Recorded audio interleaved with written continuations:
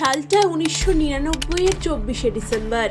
Indian এয়ারলাইন্সের বিমান IC-814 কাঠমান্ডুর ত্রিভুবন আন্তর্জাতিক বিমানবন্দর থেকে যাত্রা করল দিল্লির উদ্দেশ্যে। ওই সময় 176 জন যাত্রী ছিল সেই বিমানে। ওই বিমানটিকে 5 জন মুখোশধারী দুষ্কৃতী মিলে অপহরণ করে। অপহরণের পর দুষ্কৃতীরা বিমানটিকে অমৃতসর, লাহোর এবং দুবাই হয়ে কান্দাহারে নিয়ে যায়।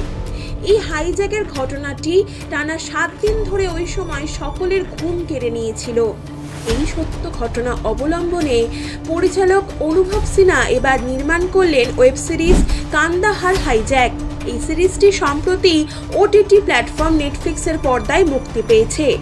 অভিনেতা বিজয় ভার্মা এই সিরিজে ক্যাপ্টেন দেবী শরণের ভূমিকায় অভিনয় করেছেন, যিনি বিমানটি অপহরণের সময় তার পাইলট ছিলেন। এই সিরিজটির মোট 6টি পর্ব রয়েছে। তবে সিরিজের প্রথম পর্ব প্রকাশ হওয়া মাত্রই তৈরি হয়েছে বিতর্ক। মোট 5 জন সন্ত্রাস ওই সময় বিমানটি অপহরণ করেছিল।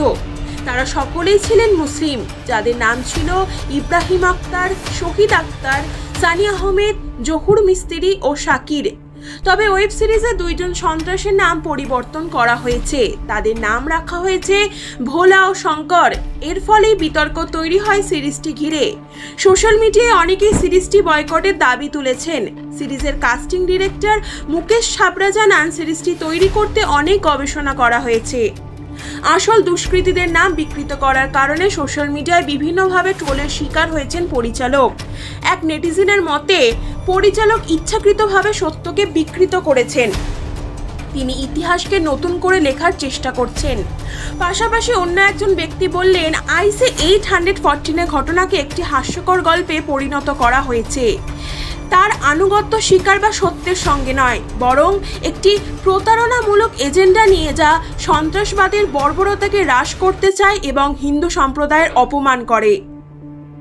বিনোদন জগতের এরকম আরও নতুন নতুন খবর পেতে লাইক, শেয়ার, সাবস্ক্রাইব করুন এক্সপ্লোরেন্ট মিডিয়া।